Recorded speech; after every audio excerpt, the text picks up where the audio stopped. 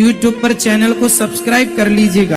D media times में आपका स्वागत है। इस चैनल के माध्यम से परम पूज्य श्री अनुद्धाचार्य जी महाराज की अच्छी बातों को देश दुनिया में पहुंचाने का हमारा प्रयास है, जो आप सभी श्रोताओं के सहयोग के बिना संभव नहीं है। यदि आप श्री अनुद्धाचार्य जी महाराज से प्यार करते हैं तो हमारे चैनल को अधिक से अधिक सब्सक्राइब करें, लाइक करें और शेयर करें। राधे राधे।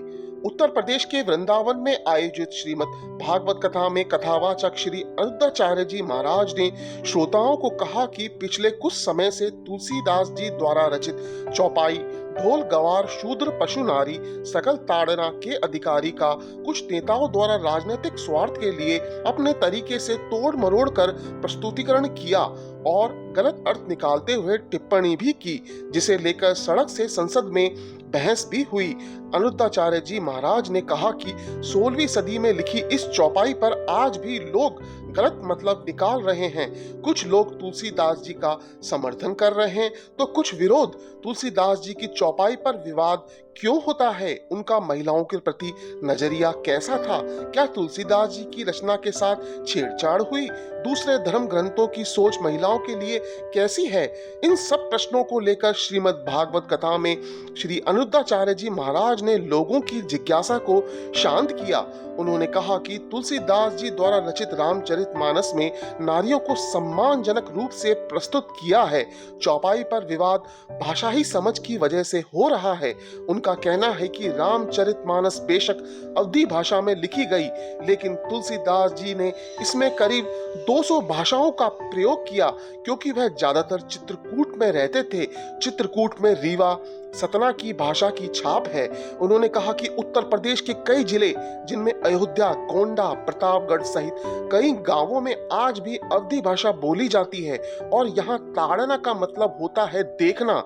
ऐसे में जिस चौपाई पर विवाद हो रहा है उसमें ताड़ना का मतलब मारना नहीं बल्कि देखना है। उन्होंने कहा कि ढोलक सुर से उतर नहीं जाए, इसीलिए उसे देखना होता है। गवार को बार बार देखना होता है कि कहीं वह गलत रास्ते पर तो नहीं जा रहा या गलत काम नहीं कर दे। वहीं शूद्र का अर्थ कामगार से है। तुलसीदास जी ने उन्हें देखने यानी उनके काम पर नजर रखने की बात कही है। वहीं पशु को चराते वक्त देखने की बात कही गई है। इसी तरह नारी को ताड़ने का मतलब उन्हें बुरी नजरों से बचाना अर्थात देखना है। उन्होंने कहा कि नारी किसी न किसी द्वारा पोषित होती है।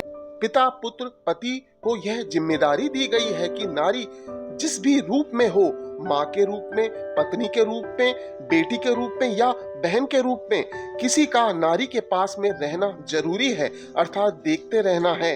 परंतु दुर्भाग्य तुलसीदास जी द्वारा रचित इस चौपाई को लोग अपने जीवन में भी उतारते हैं और रामचरितमानस को नहीं समझ पाते हैं। उन्होंने फिर कहा कि कुछ लोग इस चौपाई को अपनी बुद्धि और अति ज्ञान के कारण विपरीत अर्थ निकालकर तुलसीदास जी और रामचरितमानस पर आक्षेप लगा रहे हैं।